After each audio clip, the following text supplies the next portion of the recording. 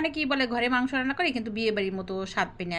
কীভাবে পাবেন রে ভাই? আমার ভিডিওটা দেখেন তাহলেই পাবেন।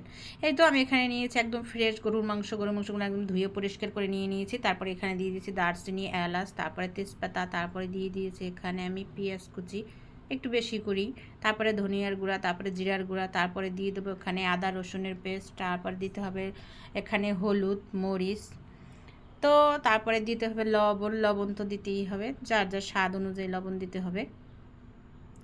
তো সবগুলো দিয়ে এখন আমি দিব এটাকে, আমি বাংলাটা ডলাটা দিলে একদম মাংসটা আরও মজা লাগবে। মানে বাংলা ডলা মানে এটা হচ্ছে একদম হাতে মাখা, আর একদম মাখাইতে মাখাইতে আপনি একদম পানি বের করে ফেলাবেন এটার, দেখবেন আরও। আর দিয়ে দিলাম এই যে সরিষার তেল, আর এই সরিষার তেল দিয়ে গরু মাংস রান্না করলে খুবই মজা হয়।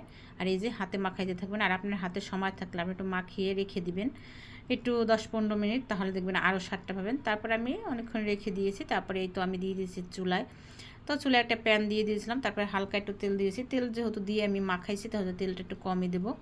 আর কীভাবে বিয়েবাড়ির স্বাদটা পাবেন, তো ভিডিওর সাথে থাকেন তাহলেই বুঝতে পারবেন আমি কীভাবে বিয়েবাড়ির স্বাদটা নিয়ে আসছি এই মাংসের ভিতরে।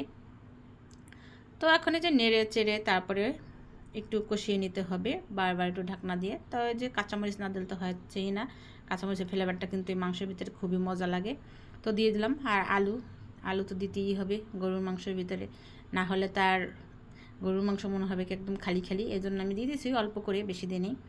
তো এখানে দিয়ে দেবো আমি প্রেশারে দিয়ে আমি একটু একদম বিয়ে বাড়ির মতো একদম একটু সফট হয় না ওরকম বানিয়ে নেব। তো বেশি সিটি দেবো না, আমি 2টা কি 3টা দিয়েছি, বেশি দিই নেই। তো এই তো আমার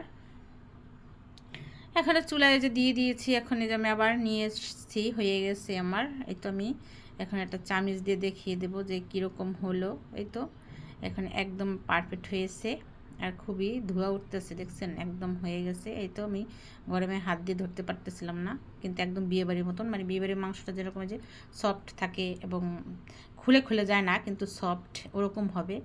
তো এই তো আবার একটু নেড়ে ছেড়ে, আলু আমি দিই নেই কিন্তু আলুগুলো তাহলে খুলে যাবে, এই জন্য আমি দিই নেই, একদম ছুটে যেত।